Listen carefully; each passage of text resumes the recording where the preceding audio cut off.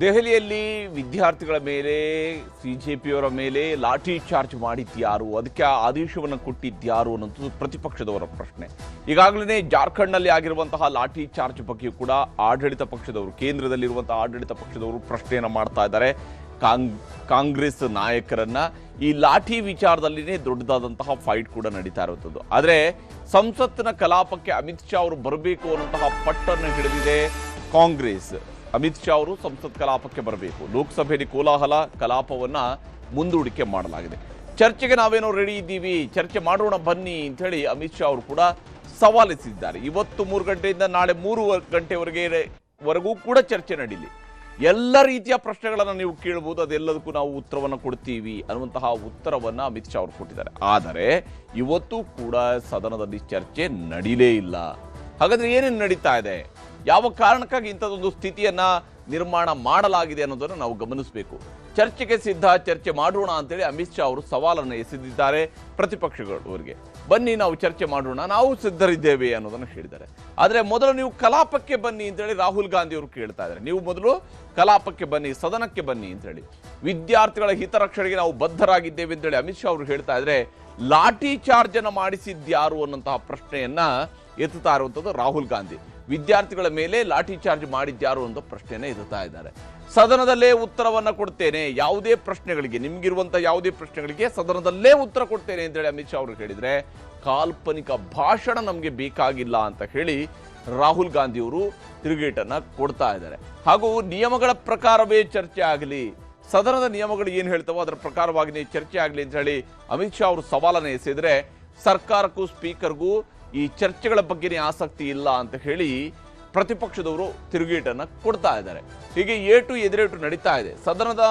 ಸದನ ನಡೆಸೋದಕ್ಕೇನೆ ನೀವು ಬಿಡ್ತಾ ಇಲ್ಲ, ಪ್ರತಿಪಕ್ಷದವರು ನಾವು ಸದನ ನಡೆಸೋದಕ್ಕೆ ಬಿಡ್ತಾ ಇಲ್ಲ ಅಂತ ಹೇಳಿ ಅಮಿತ್ ಶಾ ಅವರು ಹೇಳ್ತಾ ಇದ್ರೆ, ಲಾಠಿ ಚಾರ್ಜ್, ದೌರ್ಜನ್ಯ ಇವುಗಳನ್ನು ನಾವೆಲ್ಲ ಸಹಿಸಿಕೊಳ್ಬೇಕಾ ಅನ್ನುವಂತಹ ಪ್ರಶ್ನೆಯನ್ನ ರಾಹುಲ್ ಗಾಂಧಿ ಅವರು ಕೇಳ್ತಾ ಇದ್ದಾರೆ. ಹೀಗೆ ಆರೋಪ ಪ್ರತ್ಯಾರೋಪಗಳು ಬಹಳ ತೀವ್ರ ಸ್ವರೂಪದಲ್ಲಿ ಸಾಗ್ತಾ ಇರೋದು. ಪ್ರತಿಪಕ್ಷಗಳ ಹೋರಾಟಕ್ಕೆ ನಾವು ಹೆದರೋದಿಲ್ಲ ಅಂತ ಹೇಳಿ ಅಮಿತ್ ಶಾ ಅವರು ಹೇಳಿದ್ರೆ, 30 ಕಾರು, 1000 ಪೊಲೀಸರ ಭದ್ರತೆ ಹಾಗಾದ್ರೆ ನಿಮ್ಗೆ ಯಾಕೆ ಇರುವಂತದ್ದು?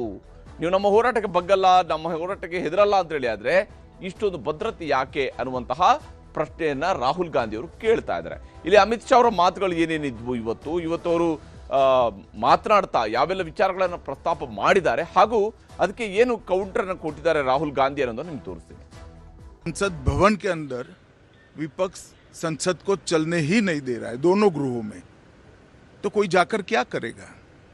जहां तक चर्चा का सवाल है, सरकार की ओर से किरण रिजिजू जी ने, जो हमारे पार्लियामेंट्री अफेयर्स मिनिस्टर है, नीट आंदोलन के छात्र प्रदर्शन पर सभी प्रकार की चर्चा करने के लिए सरकार तैयार है. We are not interested in listening to Mr. Amit Shah's imagination. We are not interested in him giving us a lecture or a discussion. We are interested in one simple thing. And when I say we, I mean the younger generation of this country. Who shot those students? Who gave the order to shoot those students? Who blinded one of the students? Who shot one of the students in the ear? Who gave the order to beat the students with lathis, with nails? Who gave that order? और चर्चा के लिए समय सुनिश्चित किया जाए और विपक्ष तैयार हो जाए. पहले तो ये यही मांग कर रहे थे, हमने हाँ बोल दिया. मेरी ओर से भी मैंने कह दिया है कि मैं किसी भी सवाल का जवाब देने के लिए संसद में तैयार हूं, मगर वो चर्चा ही नहीं होने देना चाहते. अब जनता तय करे कौन भाग रहा है. That order was implemented by the Home Ministry. Delhi Police and RAC are both Home Ministry systems. Did Mr. Amit Shah give this order to shoot our children, or did he not? If he did, he should resign because he is culpable. And if he did not, he should resign because he is incompetent. आज भी मैं कहता हूं, आज 3 बजे तक speaker साहब को वो पत्र दे दे. 3 बजे से लेकर कल 3 बजे तक सभी प्रकार की चर्चा के लिए हम तैयार हैं. मैं सदन में ही बैठूंगा, सबको सुनूंगा और सब चीजों का जवाब दूंगा. सरकार के पास छुपाने के लिए कुछ नहीं है. First of all, the most important thing to understand is 20 दिन के लिए 20 दिन के लिए गायब हो गए। यहाँ बैठे थे, गाड़ी आती थी जाती थी, 30 गाड़ियां उनके, student should know this, 30 cars around Amit Shah. उनके घर के सामने जाइए, वहां पे मतलब 1000 पुलिस वाले खड़े हुए हैं कि कोई बच्चा ना आ जाए।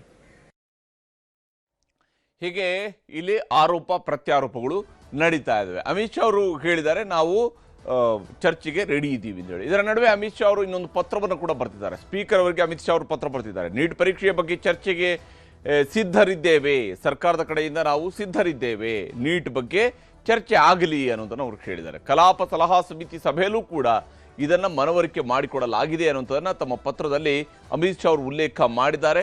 ಅಷ್ಟೇ ಅಲ್ಲದೆ ಸಂಸದೀಯ ವ್ಯವಹಾರಗಳ ಸಚಿವ ಕಿರಣ್ ರಿಜಿಜು ಪದೇ ಪದೇ ಇದನ್ನೇ ಹೇಳಿದ್ದಾರೆ. ಸಂಸತ್ನ ಒಳಗೂ ಕೂಡ ಇದನ್ನ ಪದೇ ಪದೇ ಹೇಳಿದ್ದಾರೆ ಕಿರಣ್ ರಿಜಿಜು ಅವರು. ಅದಕ್ಕೆ ನಾವು ಬದ್ಧರಾಗಿದ್ದೇವೆ ಮತ್ತು ಪ್ರತಿಪಕ್ಷಗಳ ಒತ್ತಾಯದ ಮೇರೆಗೆ ಪರೀಕ್ಷಾ ಅಕ್ರಮಗಳ ತಡೆ ಬಿಲ್ ಅನ್ನ ಈಗಾಗಲೇ ನಾವು ತಂದಿದ್ದೇವೆ. ನಾವು ಈ ಒಂದು ಪರೀಕ್ಷಾ ಅಕ್ರಮಗಳ ತಡೆ ಬಿಲ್ ಅನ್ನು ತಂದಿರುವಂಥದ್ದು ಕೂಡ ಪ್ರತಿಪಕ್ಷಗಳವರ ಒತ್ತಾಯದ ಮೇರೆಗೆ ತಂದಿದ್ದೇವೆ. ಪ್ರತಿಪಕ್ಷಗಳ ಯಾವೊಬ್ಬ ಸದಸ್ಯರು ಹೊಸ ಬಿಲ್ ಬಗ್ಗೆ ಆಕ್ಷೇಪವನ್ನು ಎತ್ತುತ್ತಾ ಇಲ್ಲ. ಅದು ಅಚ್ಚುಕಟ್ಟಾಗಿ ನಾವು ತಂದಿರತಕ್ಕಂತಹ ಬಿಲ್ ಅನ್ನುವಂಥದ್ದನ್ನ ಅಮಿತ್ ಶಾ ಅವರು ಡಿಫೆಂಡ್ ಮಾಡ್ಕೊಂಡಿದ್ದಾರೆ. ಮತ್ತು ನೀಟ್ ಅಕ್ರಮದ ಬಗ್ಗೆ ಕಲಾಪದಲ್ಲಿ ಚರ್ಚೆಗೆ ಸರ್ಕಾರ ಸದಾ ಸಿದ್ಧ ಇದೆ. ಈ ಚರ್ಚೆಯಿಂದ ನಾವು ಓಡಿ ಹೋಗೋದಿಲ್ಲ ಅನ್ನುವಂಥದ್ದನ್ನ ಅಮಿತ್ ಶಾ ಅವರು ಕೂಡ ಹೇಳ್ತಾ ಇದ್ದಾರೆ. ಅದಕ್ಕಾಗಿ ಅವರು ಸ್ಪೀಕರ್ ಅವರಿಗೂ ಕೂಡ ಪತ್ರ ಬರೆದಿದ್ದಾರೆ. ಪ್ರತಿಪಕ್ಷಗಳೊಂದಿಗೆ ಚರ್ಚಿಸಿ ನೀಟ್ ಅಕ್ರಮದ ಚರ್ಚೆಗೆ ಅವಕಾಶವನ್ನ ಮಾಡಿಕೊಡಿ ಅಂತ ಹೇಳಿ ಅವರು ವಿನಂತಿಯನ್ನ ಮಾಡಿದ್ದಾರೆ. ಯಾಕಂದ್ರೆ ನಾಳೆಗೆ ಕಲಾಪ ಅಂತ್ಯಗೊಳ್ತಾ ಇದೆ. ಇಂತಹ ಸಂದರ್ಭದಲ್ಲಿ ಕಲಾಪದಲ್ಲಿ ಚರ್ಚೆ ಆಗಲೇಬೇಕು. ನೀಟ್ ವಿಚಾರದ ಬಗ್ಗೆ, ನೀಟ್ ಅಕ್ರಮದ ಬಗ್ಗೆ, ನೀಟ್ನಲ್ಲಿ ಆದಂತಹ ಪ್ರತಿಭಟನೆಗಳ ಬಗ್ಗೆ, ಇದೆಲ್ಲದರ ಬಗ್ಗೆ ಚರ್ಚೆ ಆಗಲೇಬೇಕಾಗತ್ತೆ.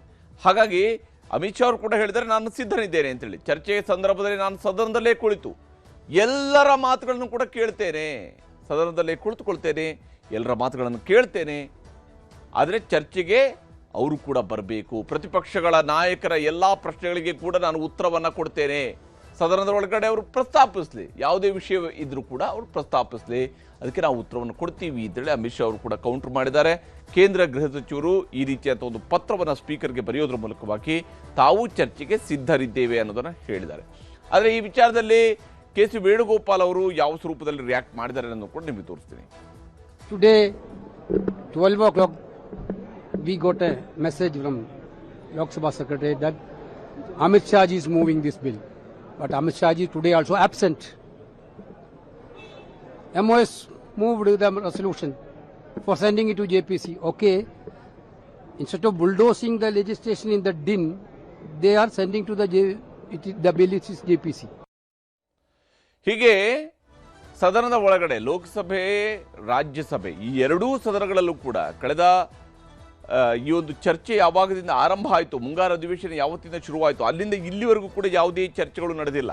ಯಾವುದೇ ರೀತಿಯಾದಂತಹ ಕಲಾಪಗಳಿಗೆ ಅವಕಾಶ ಸಿಗಲಿಲ್ಲ. ಕೇವಲ ಒಂದು ಪರೀಕ್ಷೆಯ ಅಕ್ರಮಗಳನ್ನು ತಡೆಯುವಂತಹ ವಿಧೇಯಕವನ್ನು ತಂದಾಗ, ಅದರ ಮೇಲೆ ಚರ್ಚೆಗೆ ವಿನಂತಿಯನ್ನು ಮಾಡಿಕೊಂಡಾಗ, ಅದರ ಮೇಲ್ಗಡೆ ಸುಮಾರು 15 ಗಂಟೆಗಳ ಕಾಲ ಅಲ್ಲಿ ಚರ್ಚೆ, 10 ಗಂಟೆಗಳ ಕಾಲ ಅಲ್ಲಿ ಚರ್ಚೆ ನಡೀತು ಅನ್ನೋದನ್ನು ಬಿಟ್ಟರೆ ಸದನದ ಒಳಗಡೆ ಬೇರೆ ಯಾವುದೇ ಸ್ವರೂಪದ ಚರ್ಚೆಗಳು ಕೂಡ ಈ ಬಾರಿ ಸದನದಲ್ಲಿ ನಡೆದಿಲ್ಲ. ಬದಲಿಗೆ ಆರೋಪ ಪ್ರತ್ಯಾರೋಪಗಳಿಗೆ ಮಾತ್ರ ಸೀಮಿತ ಆಗಿತ್ತು. ಈ ಆರೋಪ ಪ್ರತ್ಯಾರೋಪಗಳ ಮೂಲಕವಾಗಿಯೇ ಸದನ ಎಂಡ್ ಆಗದಿದ್ದರೆ ತೆರಿಗೆ ಕಟ್ಟಿದಂತಹವರ ಹಣದ ಕತೆ ಏನು, ಯಾವ ಕಾರಣಕ್ಕಾಗಿ ತೆರಿಗೆ ಕಟ್ತಾರೆ ಅನ್ನುವಂತಹ ಪ್ರಶ್ನೆಯೂ ಕೂಡ ಇದ್ದೇ ಇರುವಂಥದ್ದು. ಆದರೆ ಅಮಿತ್ ಶಾ ಅವರು ಸವಾಲು ಹಾಕಿದ್ದಾರೆ, ನೀವು ಚರ್ಚೆಗೆ ಬನ್ನಿ, ನಾವು ರೆಡಿ ಇದ್ದೀವಿ, ನಾವು ಉತ್ತರ ಕೊಡ್ತೀವಿ ಅಂತ. ಪ್ರತಿಪಕ್ಷದವರು ಹೇಳ್ತಾ ಇದ್ದಾರೆ ನೀವು ಮೊದಲು ಸದನಕ್ಕೆ ಬನ್ನಿ, ನಂತರ ಮಾತಾಡಿ ಅಂತ ಹೇಳ್ಕೊಂಡು ಪ್ರತಿಪಕ್ಷದವರು ಕೇಳ್ತಾ ಇದ್ದಾರೆ. ಹೀಗಾಗಿ ಎರಡೂ ಕಡೆಗಳಲ್ಲಿ ನಡೀತಾ ಇರುವಂತಹ ಈ ವಾಗ್ಯುದ್ಧದಿಂದಾಗಿ ಸದ್ಯಕ್ಕಂತೂ ಲೋಕಸಭೆ ಕಲಾಪ ಮತ್ತು ರಾಜ್ಯಸಭೆ ಕಲಾಪಗಳು ಅನ್ನುವಂಥದ್ದು ಗಗನ ಮರೀಚಿಕೆಯ ರೀತಿಯಲ್ಲಿ ಗೋಚರಿಸ್ತಾ ಇರುವಂಥದ್ದು ಸ್ಪಷ್ಟವಾಗಿದೆ.